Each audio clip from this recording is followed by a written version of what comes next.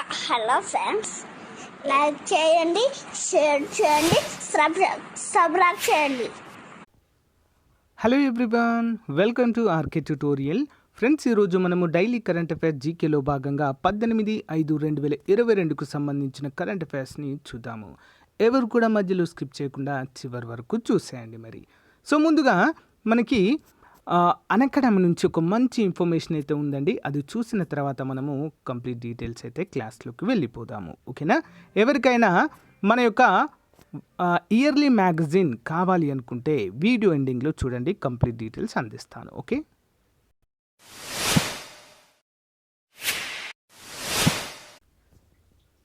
So guys, ఇండియాలోని largest learning platform అయినటువంటి అన్అకాడమీలో మనకి టాప్ మోస్ట్ ఎడ్యుకేటర్స్ అవైలబుల్గా ఉన్నారండి. APPSC, TSPSC ఏ పోటీ పరీక్షకు ప్రిపేర్ అయినా కూడా మీకు ఇక్కడ బ్యాచెస్ అయితే ఉంటాయి. అంతేకాకుండా ఫ్రెండ్స్, నేను కూడా ఇక్కడ one of the top most ఎడ్యుకేటర్గా అయితే ఉన్నాను. ఆల్మోస్ట్ అన్నీ కూడా ఫ్రీ క్లాసెస్ చెప్తానండి నేను. ఎవరికైనా మన ఫ్రీ క్లాసెస్ వినాలి అనుకుంటే వీడియో డిస్క్రిప్షన్లో లింక్ ఇస్తాను, ఒకసారి ఫాలో అవ్వండి. అన్ని ఫ్రీ క్లాసెస్ కూడా మన యొక్క కోడ్ అనేది ఎంటర్ చేయాల్సి ఉంటుంది ఫ్రెండ్స్. మన కోడ్ వచ్చేసి RKT10. ఓకేనా? RKT10 అనేటువంటి కోడ్ యూజ్ చేస్తే మీకు అన్నీ కూడా యాక్టివేట్ అవుతాయి. అంతేకాకుండా ఎవరైనా సబ్స్క్రిప్షన్ తీసుకోవాలనుకుంటే కూడా మీకు 10% డిస్కౌంట్ కూడా రావడం జరుగుతుంది. మరి ఇక్కడ రక్షక పేరుతో comprehensive batch course for constable అని వేసేయండి. 18వ తారీఖు స్టార్ట్ అవుతుంది ఈ బ్యాచ్. నెక్స్ట్ వీకెండ్ మ్యారథాన్ పేరుతో 13, 14 7 AM ఆన్వర్డ్స్ అయితే ఉంటాయండి. అందరు కూడా గమనించాలి. వీకెండ్ మ్యారథాన్ పేరుతో 13, 14వ తారీఖులలో, ఓకే, మే 13, 14 7 AM ఆన్వర్డ్స్ అయితే ఉంటాయంటూ మనకైతే తెలుస్తుంది. నెక్స్ట్ కాకి మ్యారథాన్ పేరుతో మే 16, 17వ తేదీల్లో 7 AM ఆన్వర్డ్స్ అయితే మరి ఈ యొక్క ఫ్రీ క్లాసెస్ ఉంటాయండి. అందరూ కూడా ఎన్రోల్ అవ్వండి. లింక్ వీడియో డిస్క్రిప్షన్లో ప్రొవైడ్ చేస్తాను. మెగా మ్యారథాన్ మే 18వ తారీఖు అండి, 7 AM ఆన్వర్డ్స్ ఉంటుంది, ఫాలో అవ్వండి.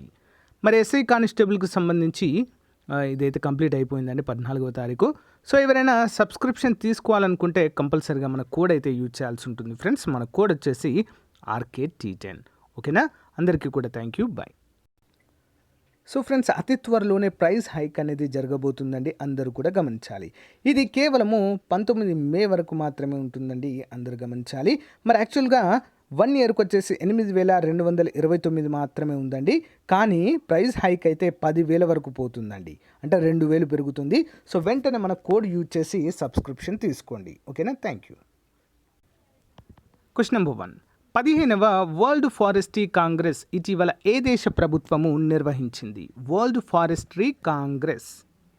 ఆన్సర్ వచ్చేసి ఆప్షన్ బి అండి, దక్షిణ కొరియా. మే 13, 2022న సియోల్లో 15వ వరల్డ్ ఫారెస్ట్రీ కాంగ్రెస్ ముగిసింది మరియు సియోల్ ఫారెస్ట్ డిక్లరేషన్ ఆమోదించబడింది. ఈ ఈవెంట్ యొక్క 15వ ఎడిషన్ను దక్షిణ కొరియా ప్రభుత్వము సియోల్లో నిర్వహించింది. వరల్డ్ ఫారెస్ట్రీ కాంగ్రెస్ అంటే ఏంటి? వరల్డ్ ఫారెస్ట్రీ కాంగ్రెస్ 5 రోజుల పాటు నిర్వహించబడుతుంది మరియు దీనిని ఫుడ్ అండ్ అగ్రికల్చరల్ ఆర్గనైజేషన్ నిర్వహిస్తుంది. జీవ వైవిధ్య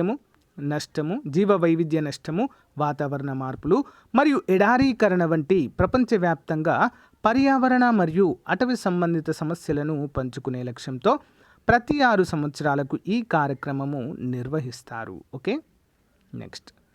ప్రపంచంలోనే అత్యంత పొడవైన వేలాడే వంతెన sky bridge 721 sky bridge 721 suspension బ్రిడ్జ్ని ఏ దేశంలో ప్రారంభించారు? ఆప్షన్ డి, చెక్ రిపబ్లిక్. వివరాలు చూద్దాము. 2 ఏళ్ల నిర్మాణం తర్వాత స్కై బ్రిడ్జ్ 721 సస్పెన్షన్ బ్రిడ్జ్ని ఇటీవల ప్రారంభించారు. వంతెన యొక్క ప్రాముఖ్యత ఏంటి మరి? ఇది ప్రపంచంలోనే అత్యంత పొడవైన వేలాడే వంతెన. ఇది పోర్చుగల్లో ఉన్న అరౌకా వంతెన ప్రస్తుత పొడవు వంతెన రికార్డును బద్దలు కొట్టింది. మరి ఇది ఎక్కడ ఉంది? ఇది చెక్ రిపబ్లిక్లోని డోల్ని మొరావా గ్రామంలోని క్రాలిక్ స్నేజ్నిక్ పర్వత శిఖరాల మధ్య ఉంది. మరి ఇది స్లామ్నిక్ పర్వత శిఖరం నుండి స్లామ్ పర్వత శిఖరం వరకు స్ట్రీమ్ లోయను విస్తరించి ఉన్నట్లుగా మనకైతే తెలుస్తుంది. Okay, next one. ఇటీవల భారతదేశంలోని 52వ టైగర్ రిజర్వ్గా గుర్తించబడిన రామ్ఘర్ విజ్దారి ఎక్కడ ఉంది? రామ్ఘర్ విజ్దారి. ఆన్సర్ వచ్చేసి ఆప్షన్ బి అండి, రాజస్థాన్. వివరాలు చూద్దాము.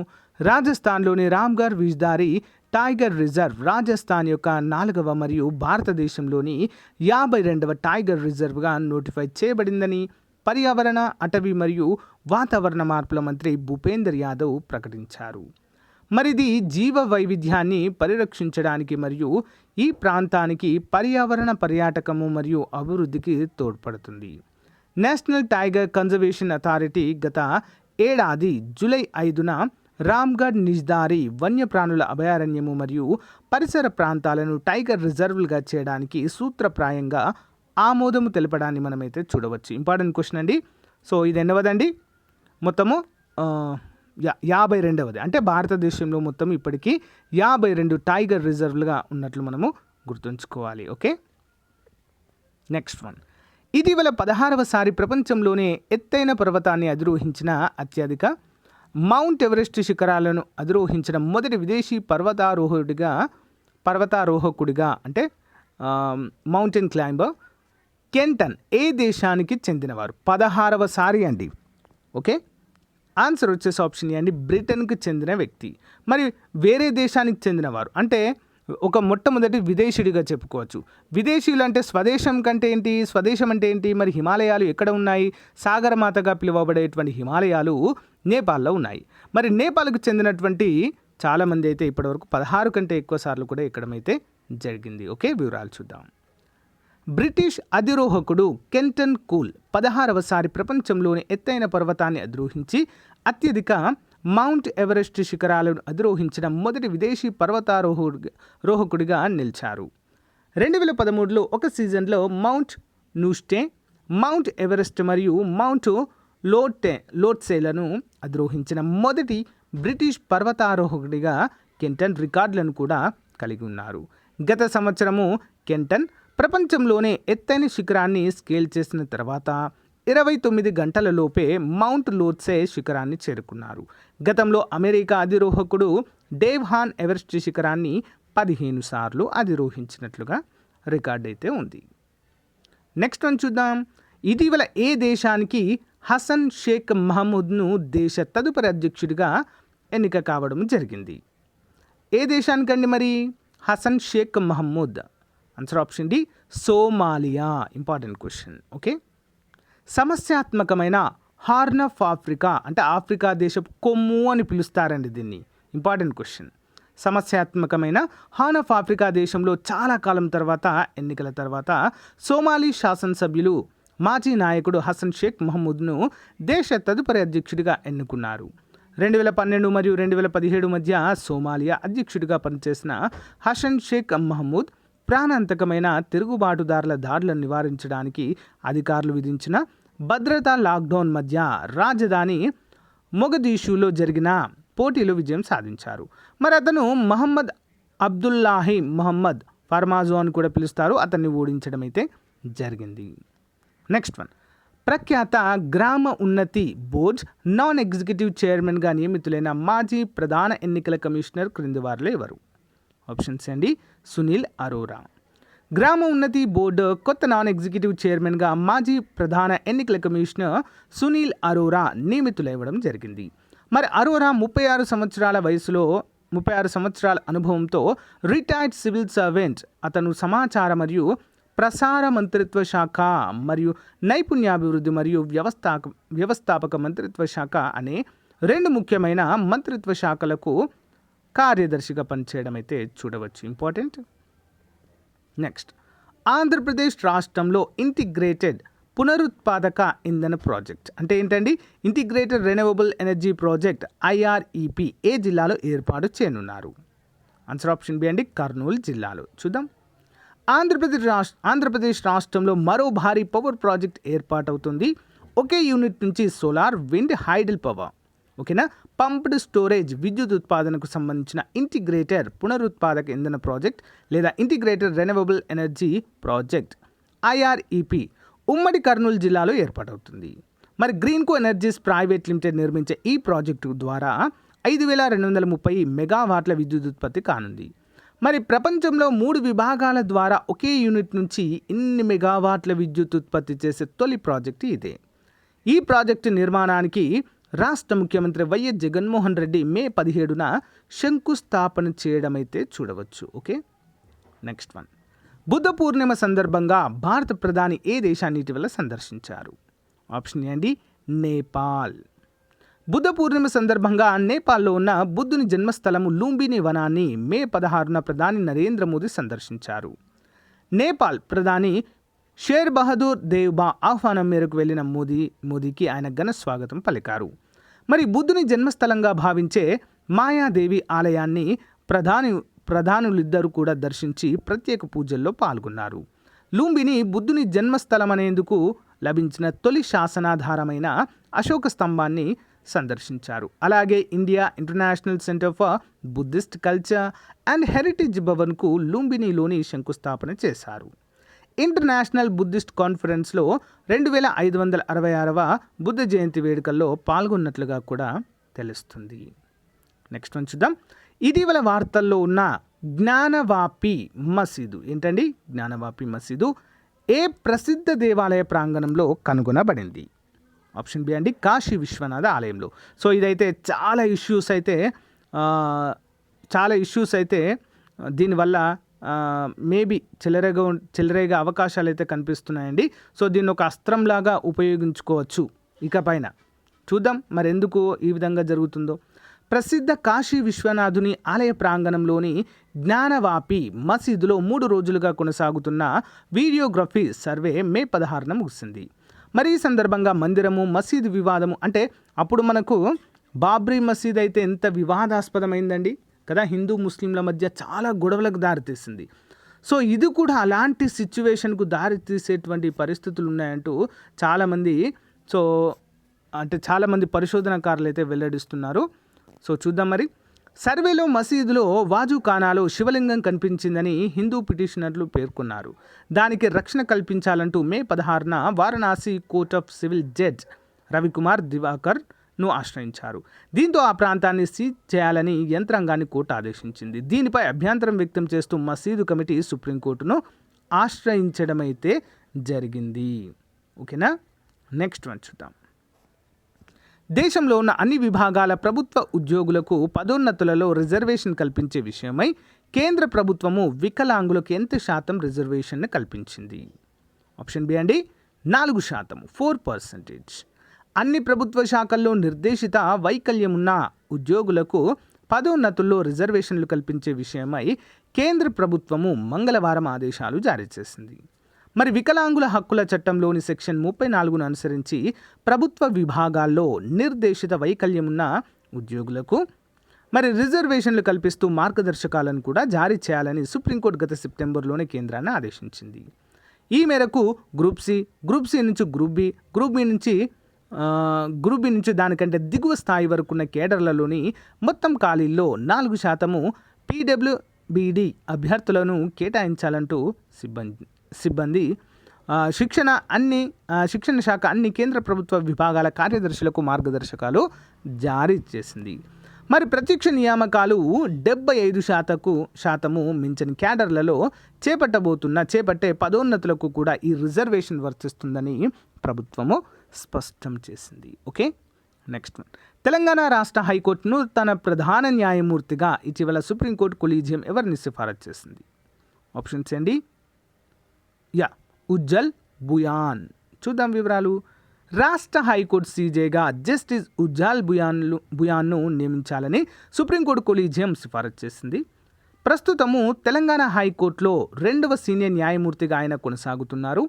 తెలంగాణ హైకోర్టు ప్రధాన న్యాయమూర్తి జస్టిస్ సతీష్ చంద్ర శర్మను ఢిల్లీ హైకోర్టు ప్రధాన న్యాయమూర్తిగా బదిలీ చేయాలని సుప్రీంకోర్టు ప్రధాన న్యాయమూర్తి జస్టిస్ ఎన్వి రమణ నేతృత్వంలోని కొలీజియము మంగళవారం సిఫారసు చేసింది. Okay, next additional questions. Reserve bank of India data ప్రకారము జనవరి 7, 2027తో ముగిసిన వారంలో భారతదేశ విదేశీ మారక నిల్వలు డాష్గా ఉన్నాయి. ఎంత అండి? సో 632.736 బిలియన్లు. Next one. చిన్న వ్యాపార రుణాల ప్లాట్ఫామ్ ఇండిఫీ టెక్నాలజీస్ ఎంఎస్ఎంఈ వ్యాపారులకు తక్షణ రుణాన్ని అందించడానికి ఏ సంస్థతో చేతులు కలిపింది? Option B, Google Pay. దేశ రక్షణ కోసం తమ ప్రాణాలను త్యాగం చేసిన సైనికులకు నివాళులు అర్పిస్తూ ప్రతి సంవత్సరం జనవరి 15న భారత సైనిక దినోత్సవాన్ని జరుపుకుంటారు. మరి 2022లో ఏ రోజు ఈ ఎడిషన్ను జరుపుకున్నారు? ఆన్సర్ వచ్చేసి ఆప్షన్స్ అండి. 74వ ఎడిషన్. కచాయ్ లెమన్ ఫెస్టివల్ యొక్క 18వ ఎడిషన్ ఇటీవల ఏ రాష్ట్రంలో జరిగింది? ఆప్షన్ డి అండి, మణిపూర్.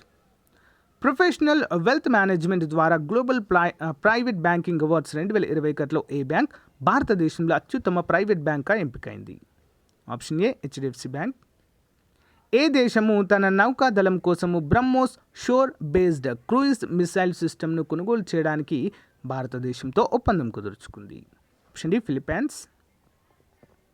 లేజీపే తన క్రెడిట్ కార్డ్ సెగ్మెంట్ లేజీ కార్డ్ని ప్రారంభించేందుకు ఏ బ్యాంకుతో భాగస్వామ్యం కలిగి ఉంది? Option B SBM bank of India. Okay, next.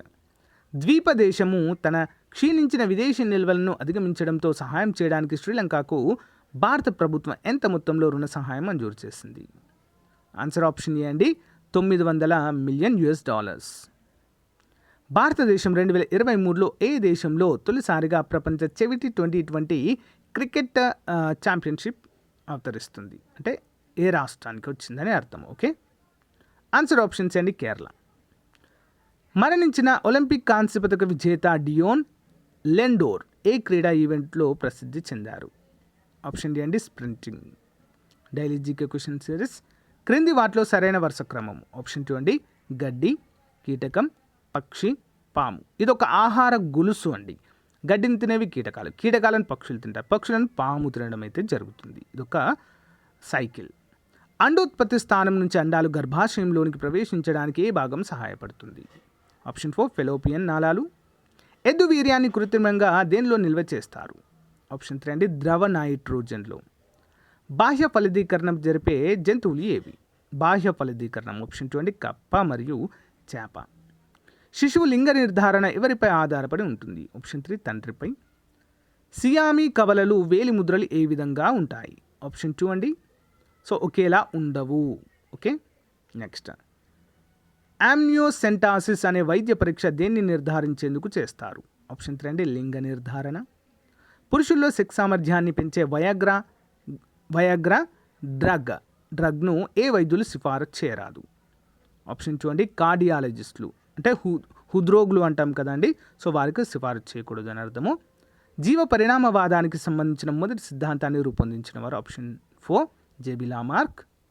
Origin of species గ్రంథ రచయిత? ఆప్షన్ 2 అండి, చార్లెస్ డార్విన్. సో గాయస్, ఇది ఈ రోజుకు సంబంధించిన క్లాస్. మీకు నచ్చితే లైక్ చేయండి, మీ ఫ్రెండ్స్తో షేర్ చేసుకోండి. Thank you friends, bye. Friends, మన పబ్లికేషన్ తరపున మరి ఎస్సీ కానిస్టేబుల్ ఉద్యోగాలకు అంతేకాకుండా మరి రానున్నటువంటి ఏపీలో తెలంగాణలో అన్ని పోటీ పరీక్షలకు కూడా ఉపయోగపడే విధంగా మ్యాగజైన్ అయితే అందచేయడం జరుగుతుందండి పీడిఎఫ్ రూపంలో. మరి 15 months కరెంట్ అఫైర్స్ అయితే మీకు అందచేయడం జరుగుతుందండి. ఇందులో మనకి 10,000కు పైగా జనరల్ స్టడీస్ క్వశ్చన్స్ అయితే డైలీ 20 వైజ్గా మనకు ఉంటాయండి. కరెంట్ అఫైర్స్ అన్నీ కూడా సో డే వైజ్గా 1 by 1 MCQs ఉంటాయి అండ్ వాటికి సంబంధించి ఎక్స్ప్లెనేషన్ కూడా క్లియర్గా ఉంటుందండి. ఓకేనా?